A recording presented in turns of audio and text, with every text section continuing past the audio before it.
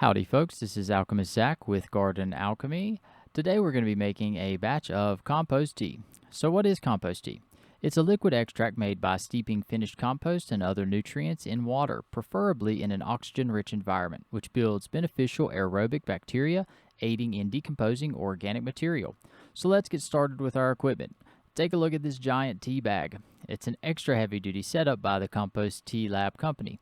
Link in description, which also includes this massive air supply that pushes plenty of oxygen down into any regular-sized 5-gallon bucket with the air pump big enough to keep things pumping.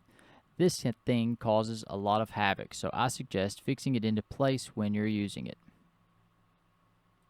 I'm starting out with the fresh material like comfrey and aloe.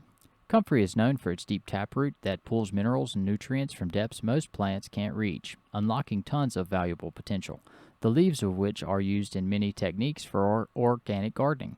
Aloe is famous for its natural rooting hormones and plethora of over 75 beneficial compounds, including amino acids, calcium, sodium, iron, chromium, and selenium.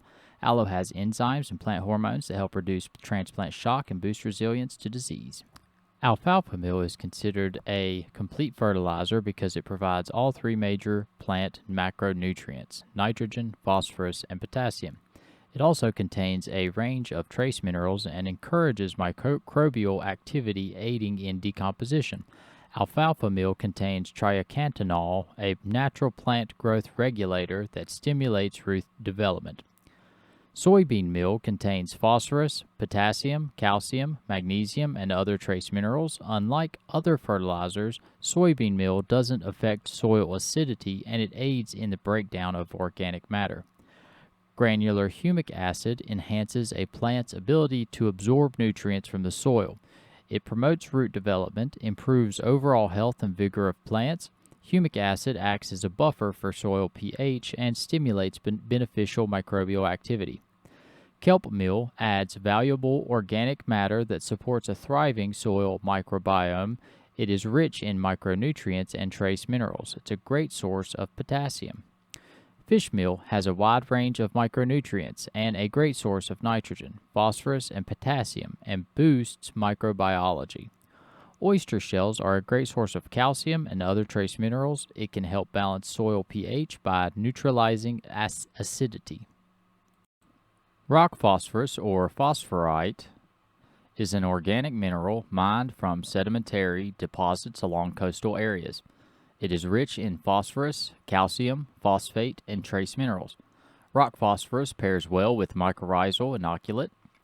Langbionite is a naturally occurring mineral composed primarily of potassium, magnesium, and sulfate.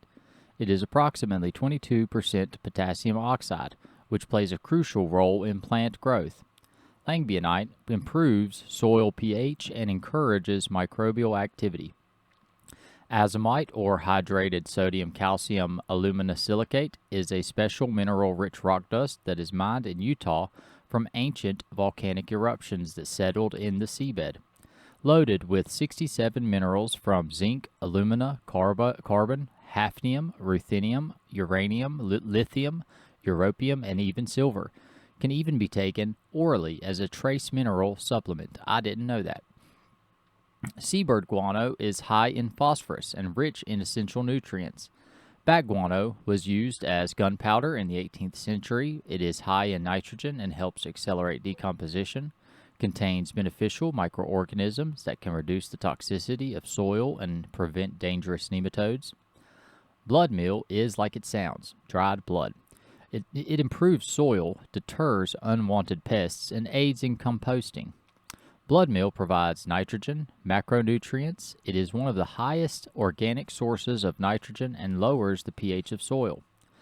Fishbone meal is rich in calcium, phosphorus, and nitrogen, and it also contains potassium, iron, amino acids, and protein. Blackstrap molasses provides plants with a quick source of energy and encourages beneficial soil microorganisms. Packed with calcium, magnesium, iron, potassium, and sulfur, it helps resist pests and accelerates decomposition. Mycos mycorrhizal inoculant is a beneficial fungus that forms a symbiotic relationship with the roots of plants. It increases plant uptake, establishment and survival rate of seeds, and nutrient availability. It also provides protection against soil-borne pathogens and improves soil structure. Honey is an antibacterial, antifungal that provides an energy source and promotes root growth.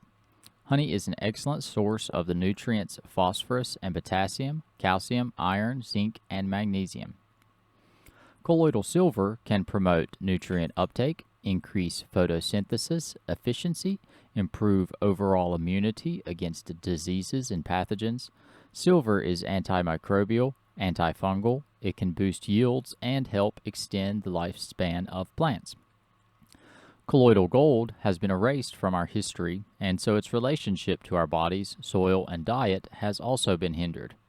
There is very little information at all on the subject, but I can assure you the benefits of gold in your soil, plants, and body are profound and should be seriously considered. Lastly, the reason we add compost is to promote beneficial microbes and provide nutrition for the soil. After the compost tea has cooked for 72 hours, I will dilute it down to a safe level for plants. Here you can see it's being diluted at 1/10 ratio into a 50-gallon trash can, but I would say it's perfectly fine to dilute at even 1/20th of ratio into 100 gallons of dechlorinated tap water, or even better, rainwater. I've taken the contents from the tea bag and added them directly into the solution, which will get those organic materials mixed in for extra soil nutrition and water retention. I support the no-dig technique for gardening, so instead of tilling, I prefer to add layers of fresh compost and nutrients directly on the pre-existing soil, allowing the underlying microbiology to remain unperturbed. When we expose those precious nutrients and ecosystems to direct sunlight, they are vaporized and can no longer maintain the soil balance. It is an effective method which, in my opinion, is less work and greater output. Some of the beds that I will be watering today don't actually have any sprouts or plants in them just yet. The idea is to feed the soil and build the rich environment needed for seeds to germinate and healthy plants to thrive. We're feeding the soil, not the plants. Big agriculture and monoculture support the idea that powdery, depleted soil can host healthy plants if enough chemical fertilizer is applied, leaving a toxic environment for all wildlife and microbiology. Look at their fields and the ecosystems. Nothing. No life aside from the desired singular crop. Hence the term monoculture. Nature cannot thrive in singularity without constant maintenance and oversight. We want to replicate the forest soil and even its diversity, so the ecosystem draws in the balance that can maintain itself. By planting native pollinators and food-themed plants, it is possible to build a large ecosystem that is mostly edible, promotes local microbiology, and predominantly maintains itself. Permaculture is the future and our way to become self-sustainable. Thank you for watching.